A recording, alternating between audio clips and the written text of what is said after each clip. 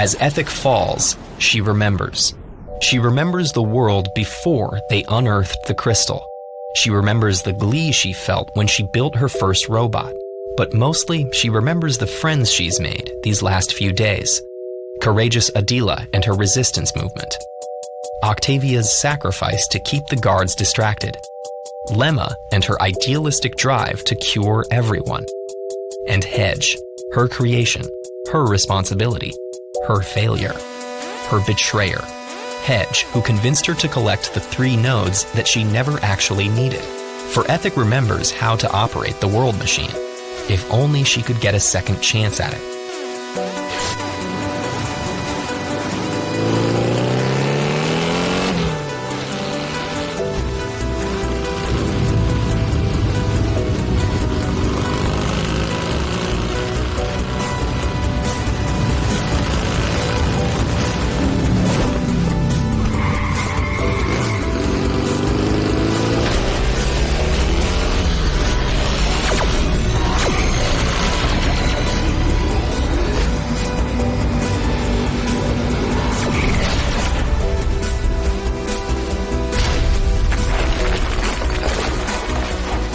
Adila has been in radio contact with Octavia, whom the robots captured and imprisoned in the same jail that held Ethic.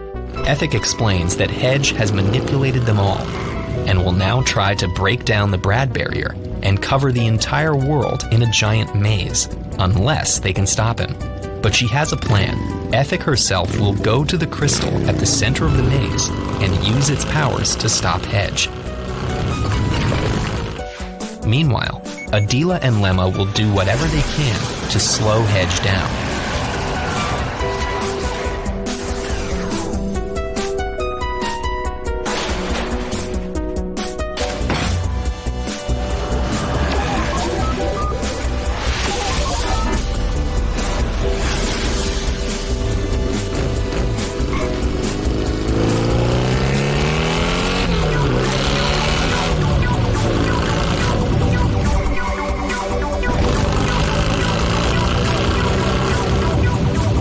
As Ethic weaves her way towards the innermost maze, her radio picks up a transmission. Octavia has freed hundreds of members of the Resistance from stasis. Together, they've staged a jailbreak and overwhelmed the guards. The Resistance has access to the world machine, but they don't know how to use it. They'll need Ethic for that. All they have at their disposal are nearly limitless spools of wire. The strands are durable, but prisoners can break them deliberately if they need to. Ethic reaches the entrance to the innermost maze, and it's sealed from within.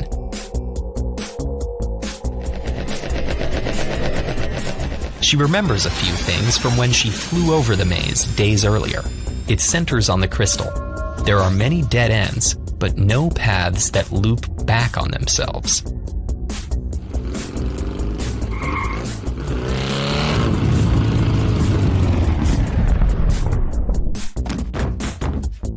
Ethic has one opportunity to radio the members of the Resistance a simple set of instructions before they plunge into the labyrinth in search of the exit.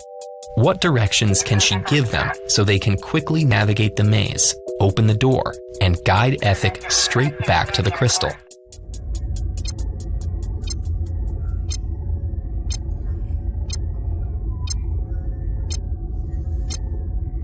Here's a hint. One of the challenges here is to find a way to indicate where dead ends are, so that the Resistance members don't keep going down them. Try simplifying the maze to something like this. Let's say you've just hit this dead end, then came back to this intersection. What could you do to show the next person who gets here that they don't need to explore that path?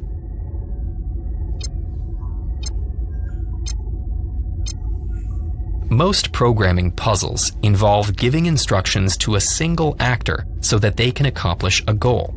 Instead, here we have a swarm of individuals, each of whom can follow basic instructions.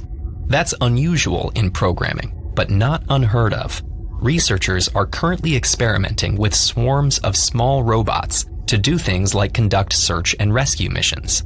The prisoners aren't robots, but for ethics purposes, they'll act like them.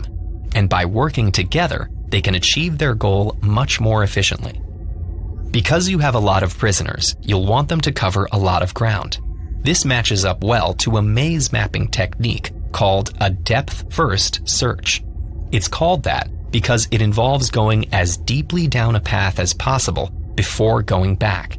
In other words, if you had a maze like this, you'd want to explore all the way down one of these branches before returning to this intersection and trying another. Everyone needs a clear set of instructions for what they should do, like, first, tie down the loose end of your wire by the crystal so it leads back there. If you find the door, open it and hand your spool to Ethic. If you're in a passageway, keep going until you hit a dead end or an intersection. But what happens at either of those places?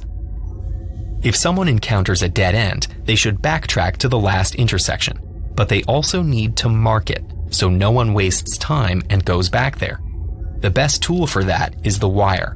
One option is to break both sections that lead down the dead-end path and tie the spool to the wire that leads back to the crystal. The broken wires tell everyone else who gets to this intersection, don't go this way. They'll also guarantee the final path will lead straight to the crystal, rather than visiting dead ends. Okay, so let's say someone's at an intersection. Now, which way should they go? The first priority is to have everyone cover fresh ground to minimize doubling up. So if there's no wire down a direction, go that way. If there are multiple choices, choose one at random. What if they're in a subsection like this, with 3 marked dead ends? The only thing to do is to go back where they came from. We now know that this whole section is one big dead end, so they should break and retie the wire when they get to the next intersection. But let's say they get there and find 2 options where someone's exploring, but no one's hit a dead end yet. They may as well choose at random and go help explore that path further, in case it's the right direction for the exit. This isn't the only way to solve this challenge, but in any correct method, someone will eventually find the way out. The moment of truth will be when Ethic takes their wire and follows it back inward towards her goal. The great thing about this method is that Ethic's path is straight and true. The maze doesn't have loops, so there's only one path from door to crystal. And because everyone has been breaking and retying their wires, Ethic won't go down any dead-end paths.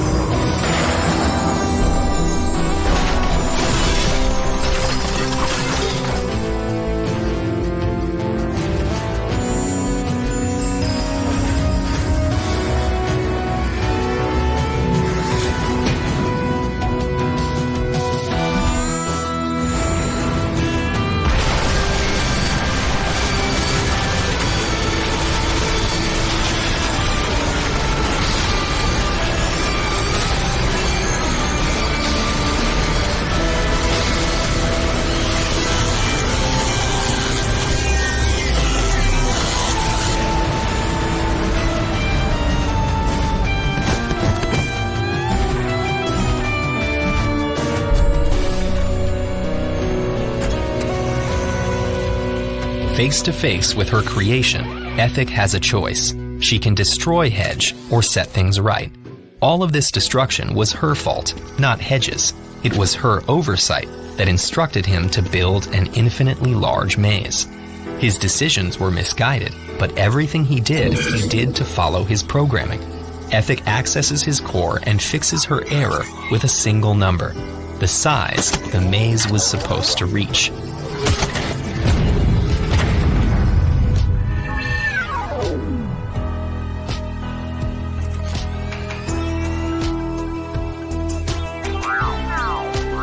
Ethic has prevented catastrophe and regained possession of the world machine.